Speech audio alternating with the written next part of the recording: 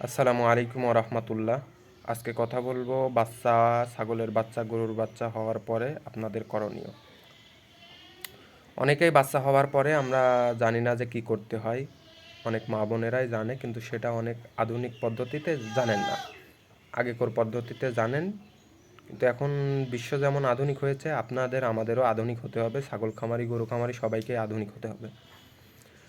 বাচ্চা হবার পরে আমরা সব থেকে একটা বড় সমস্যায় ভুগি, সেটা হলো বাচ্চা দুধ খেতে চায় না, শাল দুধ খেতে চায় না বা অন্য দুধ খেতে চায় না। এটার মূল কারণ যে বাচ্চার ঠান্ডা কিংবা জ্বর।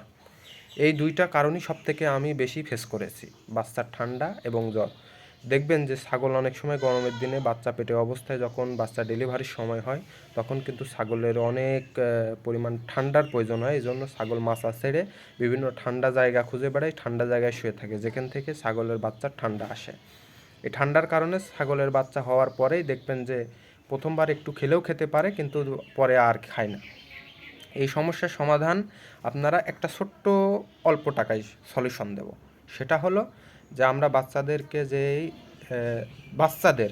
যেই নাপা সিরাপ বা ঠান্ডার যে সিরাপগুলো, নর্মাল সিরাপ, কোনো অ্যান্টিবায়োটিক না, নর্মাল যে সিরাপগুলো খাওয়াই, আমাদের মানুষের ফার্মাসিতেই সেগুলো পাবেন। সেগুলো একটা কিনে এনে রাখবেন। বাচ্চা হওয়ার পরে যদি এই সমস্যায় ভোগেন, আপনি 1 থেকে 1.5 ml, বেশি দিবেন না, 1 থেকে 1.5 ml। যদি দেখেন যে ঠান্ডা জ্বর দুইটাই মনে হয়, আমি বেশিরভাগ ঠান্ডারটাই খাওয়াই, ঠান্ডাই সমস্যায় বেশি হয়। ছাগলের বুকে ঘড়ঘড়ি থাকলে আমি ঠান্ডা ভেবে নিয়েই খাওয়াই ঠান্ডার ওষুধটা। 1 থেকে 1.5 ml আপনি দিনে 3 থেকে 4 ঘন্টা 5 ঘন্টা পর পর 2 থেকে 3 বার ব্যবহার করেন, ইনশাল্লাহ দেখবেন যে আপনার বাচ্চা সুস্থ হয়ে গেছে। এবং বাচ্চা হওয়ার পরে আপনারা বাচ্চাকে, যদি প্রচণ্ড রোদ থাকে, রোদে নিয়ে আসবেন না, স্বাভাবিক স্থানে রাখবেন। এবং বাচ্চাকে আপনারা তেনা দিয়ে মুছিয়ে দিয়ে মায়ের শাল দুধ খাওয়ায় একটু হালকা গরম কাপড় দিয়ে ঢেকে রাখার চেষ্টা করবেন, বাইরে রাখবেন না, যেখানে বাতাস চলাচল মোটামুটি স্বাভাবিক, কিন্তু সরাসরি বাচ্চার গায়ে বাতাস লাগতে দিবেন না। এই ঠান্ডা বা জ্বরের এই ওষুধটা খাওয়ালে 2 থেকে 3 বার দিন এবং রাতে মিলে 4 বার খাওয়াবেন, ইনশাল্লাহ দেখবেন পরের দিন থেকে আপনার বাচ্চা সুস্থ।